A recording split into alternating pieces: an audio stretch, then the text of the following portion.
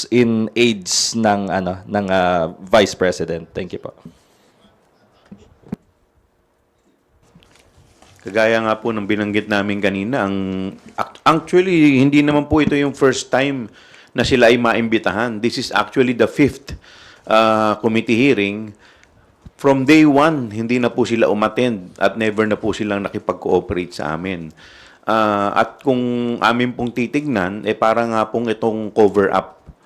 Parang nagkakaroon po ng cover-up dito at talaga naman yung mga directly involved dito po sa isyung to, sa confidential fund, ay talagang hindi nila pinapupunta.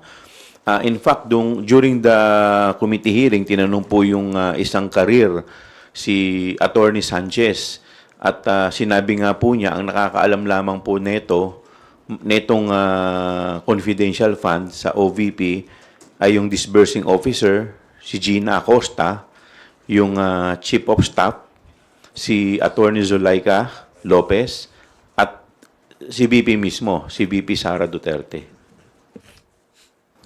Actually, si VP Sara is shielding her inner circle, no? Sa accountability. Kaya kung makikita natin, merong selective participation, kung sino lang yung gusto nilang ipadala at walang direktang kinalaman dun sa liquidation ng fund, yun yung pinapadala niya. So, kailangan nating makita kung ano yung nangyari at malaman natin kung ano yung katotohanan regarding sa confidential fund, kung paano ito ginagastos, no? Dahil kailangan din natin ng karagdagang batas para maprotektahan yung pera ng mamamayan. Okay. I think the father and daughter have the same kind of personality, shielding their own people. Why? Si BP Sara, nakita natin how she protected yung mga tao niya by not letting them to attend the hearing. Dito naman si former president, sinasabi niya, me alone, it's all me, ang responsible dun sa war on drugs. But kahapon lamang nagsalita na po si PNP chief at sinabi niya that 1,286 na mga affected ng war on drugs died and others were wounded, and yung iba naman po ay 219 cops were I think charged criminally, and marami po yung na-charge, almost 200 plus as well, and na-dismiss pala, meron po na-dismiss, 200 plus, and yung iba facing summary dismissal as well.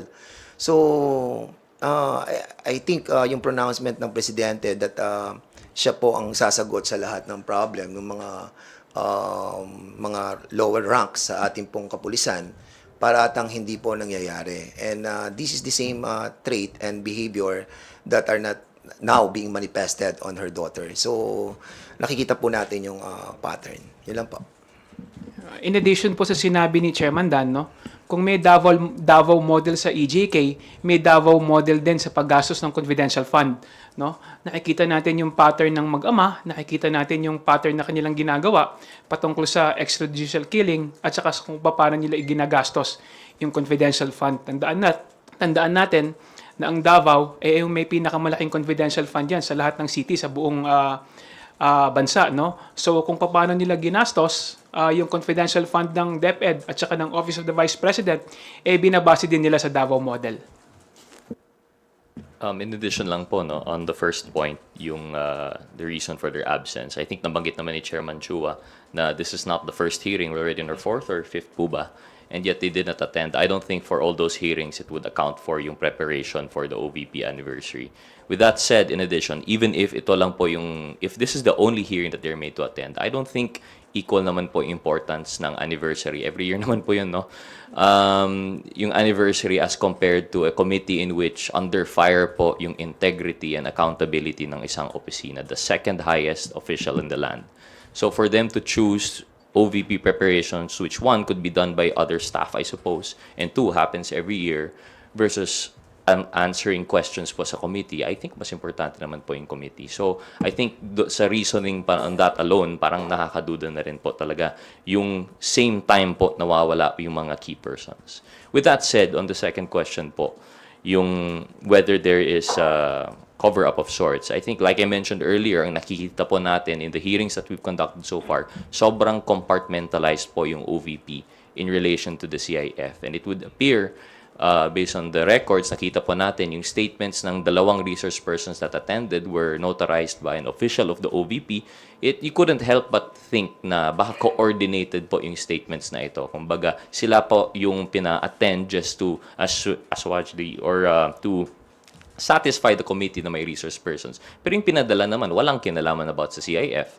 Ang alam lang po nila is the issuance of yung cheque, which is not the question at hand. Our question is, paano po ginastos yung confidential funds? So with that compartmentalization, nakita po natin, it seems to be po, they're protecting those that have actual knowledge of the fact. And yun po yung kailangan po natin sa committee. Yun po.